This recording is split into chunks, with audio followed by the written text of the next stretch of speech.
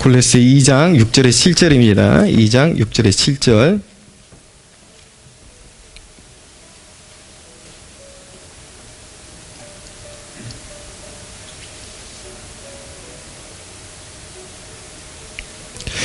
이 장 6절 7절 같이 읽겠습니다. 시작. 그러므로 너희가 그리스도 예수를 주로 받았으니 그 안에서 행하되 그 안에 뿌리를 박으며 세움을 받아 교훈을 받은 대로 믿음에 굳게 서서 감사함을 넘치게 하라. 아멘. 광고 말씀드리겠습니다. 오늘 추수감사 주일로 예배 드리고 있습니다. 말씀 이후에 성찬식이 있습니다. 오늘 이렇게 하나님께 아름답게 드려진 성물은 오늘 예배 이후에 새신자분들 중심으로, 그리고 노인분들 중심으로, 그리고 이웃 중심으로 이렇게 나누도록 하겠습니다. 이전에는 우리가 그냥 우리 가족 단위 같은 때에는 그냥 다 나눠드렸는데 아무래도 조금 다 나눠드리기가 버거울 것 같아가지고 우선순위를 정해서 그렇게 나누도록 했습니다. 오늘도 예배 이후에 기도회 있습니다. 그리고 오늘 잠시 성탄 주일날 우리가 청년 전도 집회로 보내기로 했는데 우리 그 인도할 사람들 작정 카드를 잠시 작성하는 시간을 갖도록 하겠습니다. 이렇게 이거 좀 나눠주세요. 기도하시면서 내가 누구를 인도하겠습니다. 누구를 품고 기도하면서 인도하겠습니다. 여기 이렇게 작성해 주시기를 바랍니다. 지금 잠시.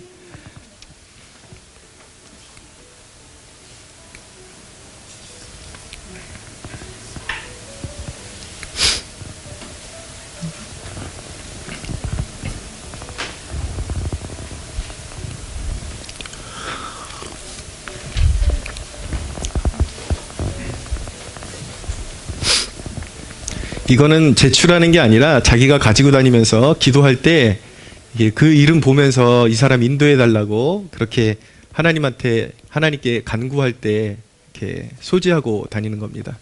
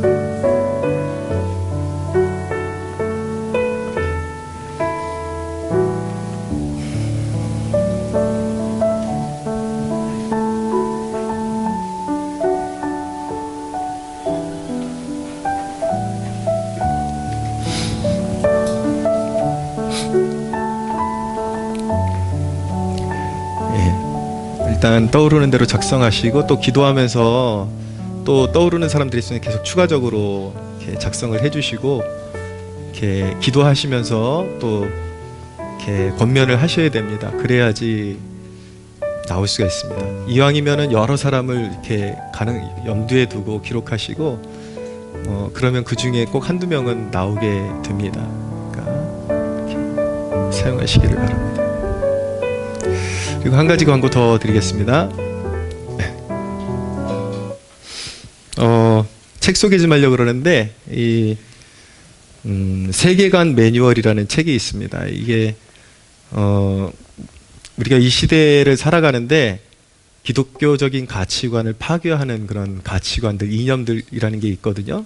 그런 것들을 매우 어렵지 않게 아주 쉽게 쉬운 용어로 이렇게 이 시대에 만연한 시대의 사조들, 그런 생각들, 하나님 나라에 대적하는 그런 사상들이 어떤 것들이 있는지 잘 정리를 해두었습니다. 이게 우리 윤성희 성도님, 박상희 성도님이 이 MPK라 그래가지고 기독교 보수적 가치관을 이렇게 전파하는 그러한 이제 사역에 몸담고 계신데 그 단체에 계신 분이 지은 책입니다. 그래서 한 권 있는데 저 뒤에 바 테이블인데다 올려드릴 테니까 식사하시면서도 되게 쉽게 그냥 빨리빨리 읽을 수 있게 돼 있습니다. 그래서 한번 눈으로 쓱 보시기만 해도 많이 도움 되니까 참고하시고 식사하시면서도 한번 보시고 이렇게 참고하시기를 바랍니다. 다음 주는 제가 좀 국토종주 좀 다녀와서 그 다음 주부터 주중 모든 모임을 회복하도록 하겠습니다. 특별히 말씀드린 것처럼 수요 중보 모임은 우리 교회가 사활을 걸고 지금 살리려고 노력하는 중이기 때문에 제가 이제 종주 다녀오면 거기에 완전히 더 몰입해서 이렇게 진행할 예정입니다. 여러분들 적극적으로 참여해 주시기를 부탁드리겠습니다. 말씀 듣겠습니다. 골로새 2장에 있는 말씀 제가 한번 읽어볼게요. 그러므로 너희가 그리스도 예수를 주로 받았으니 그 안에서 행하되 그 안에 뿌리를 박으며 세움을 받아 교훈을 받은 대로 믿음에 굳게 서서 감사함을 넘치게 하라 라고 말씀하고 있습니다. 기독교 가치관 중에 가장 그 중심에 있는 가치관이라 그러면 모든 상황 가운데 하나님 앞에 감사하는 것이라고 말씀드릴 수가 있겠습니다. 원래 이 추수감사절의 유래가 영국에서 기독교인들 핍박이 굉장히 거세질 때에 청교도들이 신앙의 자유를 찾아서 신대륙을 이제 찾고 이제 미국이라는 땅을 발견하게 되면서 이제 신앙의 자유를 찾아서 미국에 도착하게 됩니다. 도착하게 되면서 도착했을 때가 11월쯤 되는데 그때부터 이미 혹독한 추위가 시작되면서 이 청교도들 절반이 죽게 됩니다. 절반이 죽게 되고 굶어 죽고 처음에는 어떻게 막 경작을 해야 될지도 모르겠고 겨울이고 그러니까 상황이 너무 어렵고 혹한에 시달리고 그리고 질병에 시달리고 이러다가 절반이 죽고 그런 상황 가운데서 이제 봄이 왔을 때에 이제 경작을 시작한 거죠. 그래서 경작을 잘해서 하나님이 한 해의 축복을 주셔서 그런 위기를 넘기고 이제 풍성한 결실을 얻게 되었는데 그때 이제 첫 소산 가장 귀한 것들을 하나님 앞에 우리의 이런 사망의 위기 가운데서 건져주시고 이렇게 풍성한 열매 주신 하나님 앞에 감사합니다라는 그런 의미를 담아서 시작하게 된 것이 바로 추수감사절인 것입니다. 그래서 그들은 오면서 그렇게 죽음의 고비를 넘기고 수많은 사람들이 죽어가는 그 과정에서도 감사를 잃지 않고 모든 순간에 하나님께서 자신들을 이 신앙의 자유가 있는 땅으로 인도해 주신 것에 감사드리고 또 그 혹독한 연단의 시기를 이기고 그리고 마침내 결실한 것들에 대해서 하나님께 감사를 올려드렸던 것이죠. 그러니까 사실은 기독교인의 정신은 사나 죽으나 하나님 앞에 감사를 올려드리는 것이라고 말씀드릴 수가 있습니다. 세상의 어떤 풍파에 꺾이지 않고 하나님 앞에 감사를 드렸을 때에 하나님께서 마침내 좋은 결실을 주시고 또 그것에 감사하고 그런 이제 감사의 마음으로 살아가는 것이 그리스도인의 삶이라고 말씀드릴 수가 있습니다. 우리가 믿는 자로서 하나님 앞에 감사해야 될, 마땅히 감사해야 될 몇 가지 이유가 있는데 첫째는 우리를 바른 길로 인도해 주셨기 때문에 우리는 능히 감사할 수 있습니다. 여기까지 지금 이 자리까지 오게 된 그런 에피소드를 잠시 나누자면은 이문동에 저희가 캠퍼스 성막교회를 시작을 했는데 거진 6년을 넘게 7년 가까이 그렇게 거기 자리 잡게 되었는데 교회가 마침내 문을 닫게 되었을 때에 그 문을 닫아야 하는 그 마음이 이루 표현할 수가 없었습니다. 정말 열심히 사역했거든요. 예, 제 생명 하나 이렇게 데려가시라는 그 마음 가지고 장기 금식도 여러 번 했고, 주위에 대학가에서 전도도 정말 누가 보든지 보지 않든지 매 주마다 몇 번씩 나가고 전도하고 그렇게 했는데 예배는 살아있는 것 같은데 이상하게 교회 그 몸통이 점점 죽어가는 그런 이제 현상을 바라보게 되면서 이제 진짜 문을 닫아야 되는구나라는 그 결단을 내려야 할 때 그 마음에 그동안 그렇게 뿌리고 수고했는데 그 마음의 고통이 보통이 아니었습니다. 근데 그것이 그 문 닫게 되는 것이 이곳에 와서 이렇게 또 하나님께서 새로운 예배의 처소를 준비해 놓으신 그 과정이었다라는 것을 그때는 전혀 알지를 못했습니다. 과거에 또 한 대목을 이렇게 기억을 떠올리면 성탄절 예배 때에 주위에 있는 분들을 초대해 가지고 예배를 드리곤 했는데 어찌어찌 하다 보니까 그 예배당이 되게 조그맸거든요. 여기 절반 정도 되는 예배당이었는데 그래도 오골오골 꽉 찼어요. 꽉 찼는데 그때 당시 이제 우리 윤성희 성도님 가정은 우리 교인이 아니셨고 성도님이 아니셨고 외부에서 우리랑 이제 인연을 갖고 있었는데 우리가 초대해가지고 성탄 예배를 초대했는데 오셨는데 자 열심히 이제 주님을 기쁘시게 해드리겠다라는 일념을 가지고 복음을 증거하고 혹시 이 가운데 예수님 믿기로 결단하실 분이 있냐고 그렇게 도전을 했는데 아무도 꿈쩍도 안 하는 거예요. 꿈쩍도. 근데 제가 마음으로 표현은 못했는, 그러니까 입으로 표현은 못했는데 그때 그 마음이 얼마나 비참했는지 몰라요. 예. 솔직히 손님 모셔다 놓고 우리 게 한번 오셔보시라고 하지. 그렇게 해놓고 이게 낯을 못 들겠는 거예요. 너무 막 좀 창피하기도 하고 비참하고 예, 세상적인 용어로 조금 더 표현하고 싶은 적절한 용어가 있긴 한데 좀 예, 뭐 팔린다 그러잖아요.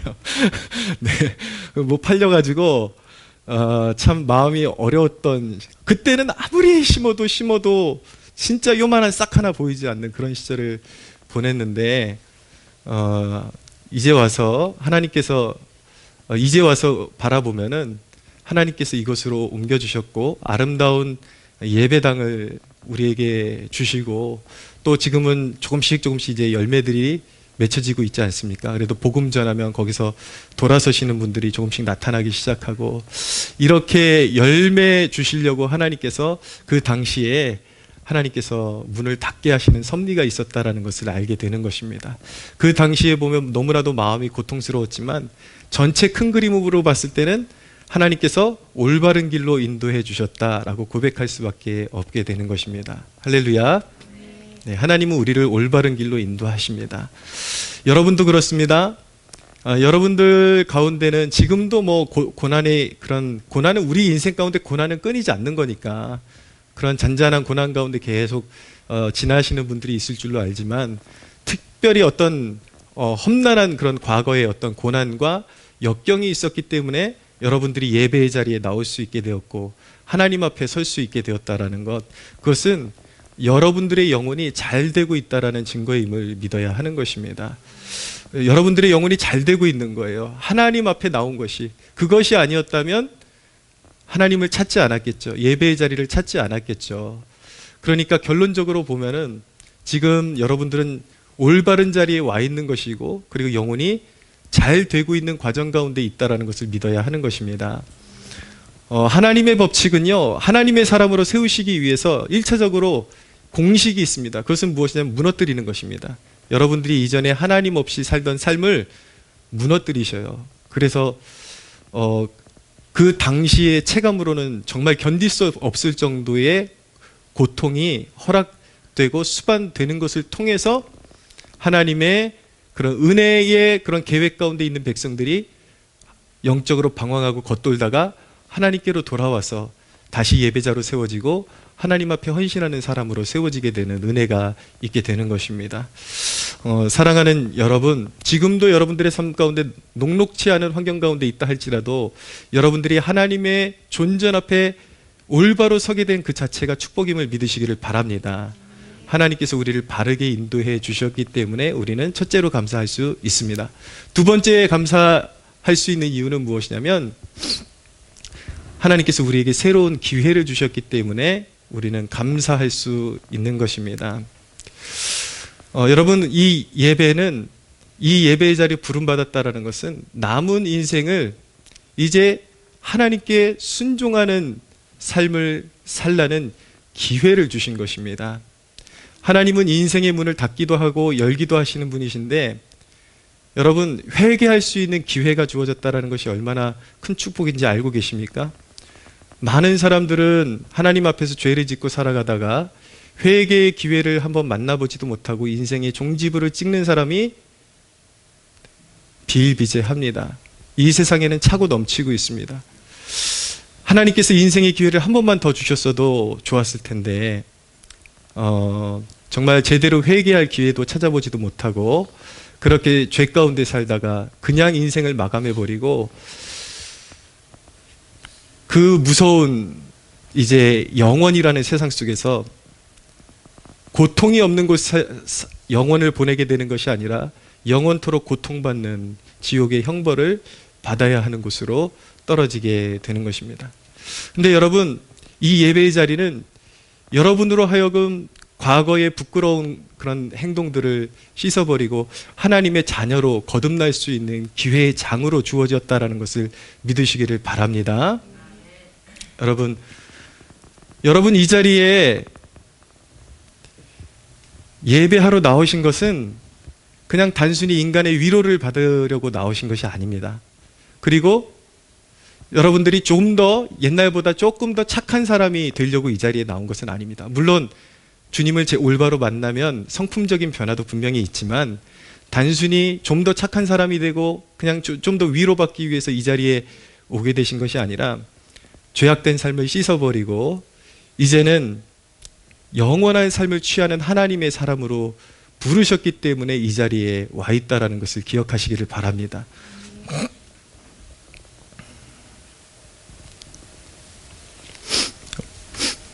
로마서 6장 21절에 보면 너희가 그때에 무슨 열매를 맺었느냐 이제는 너희가 그 일을 부끄러워하나니 이는 그 마지막이 사망임이라 라고 말씀하고 있습니다. 과거에 여러분들이 살던 삶을 떠올려 보십시오. 하나님 앞에서 얼마나 부끄러운 것들을 추구하면서 살았습니까? 세상 사람들과 똑같이 지금도 여러분 어쩌면 그런 삶을 추구하고 있을지도 모르겠습니다.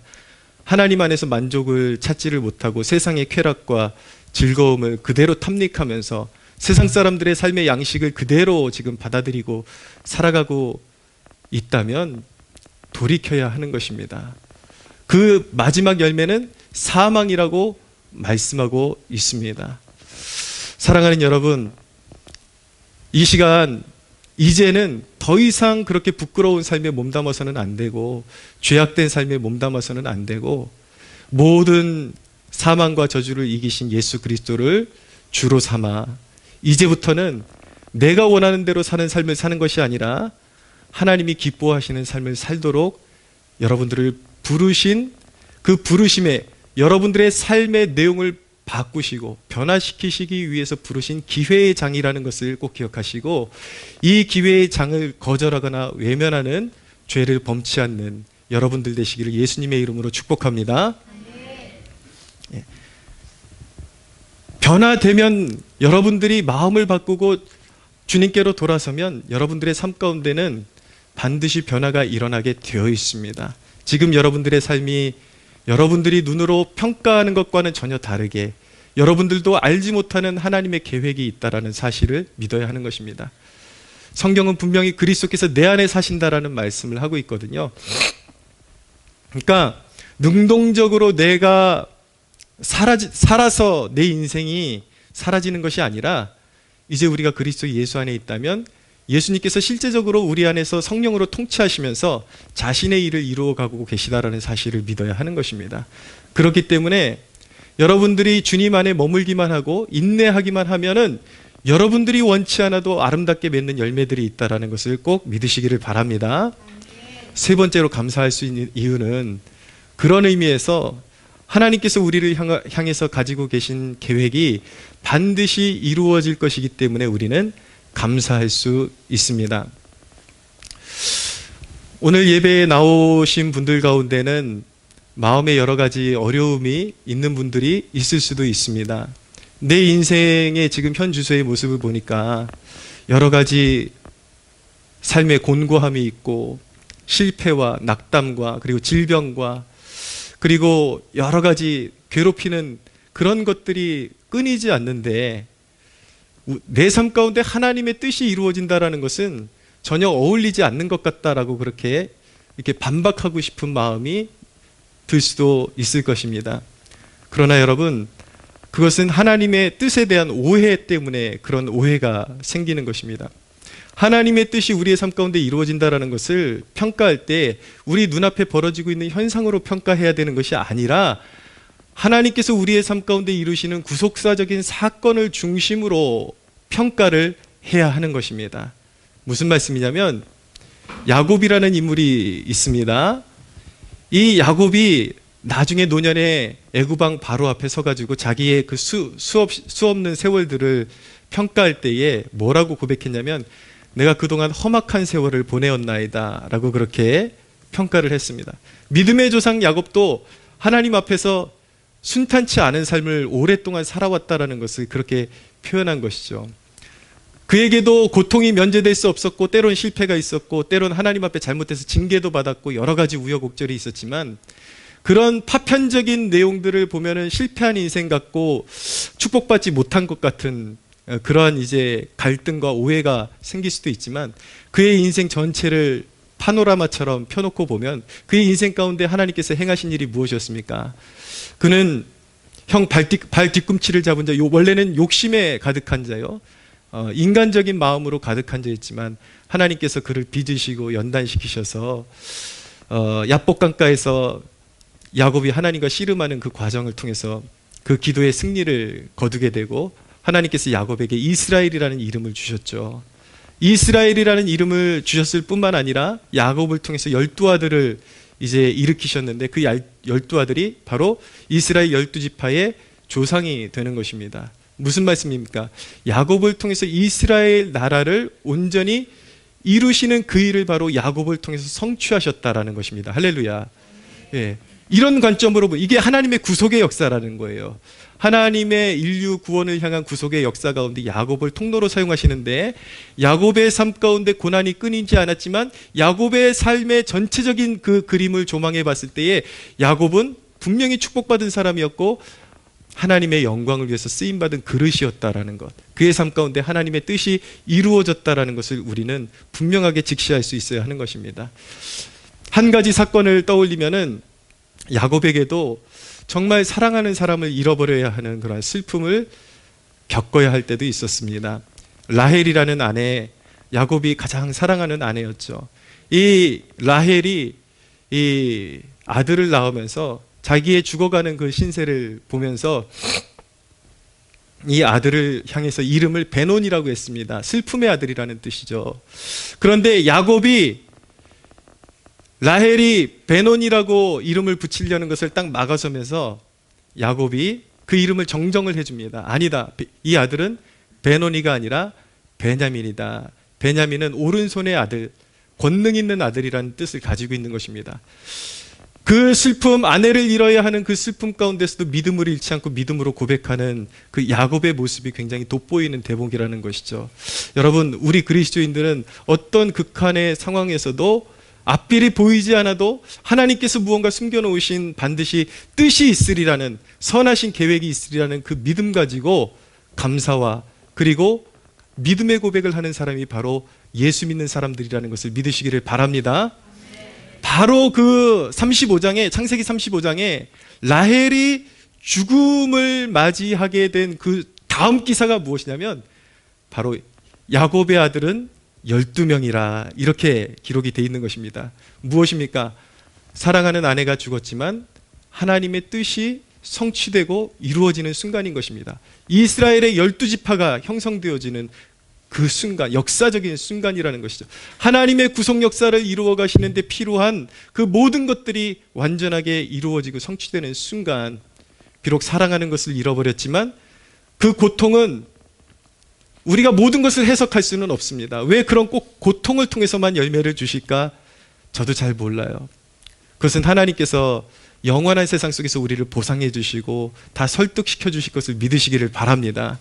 그러나 분명한 것은 우리 믿는 자들에게 끝은 우리의 슬픔의 현장이 끝이 아니라 그것을 통해서 우리가 믿는 자들에게 하나님의 계획과 뜻이 반드시 성취되어진다라는 것입니다.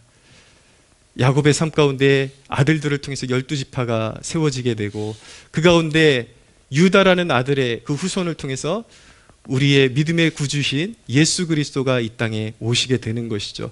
야곱의 전체적인 삶을 봤을 때 고통이 끊이지 않고 고난이 너무나도 많은 환난을 지나는 그러한 삶을 살아왔지만 그의 인생의 전체는 실패한 삶이 아니라 하나님께서 인류를 구원하시기 위해서 메시아를 보내주시는 그 통로가 되는 너무나도 귀하게 쓰임받고 하나님의 뜻이 야곱의 삶 가운데 온전히 성취되어지는 그런 복을 받은 사람이 야곱이라는 것을 믿으시기를 바랍니다.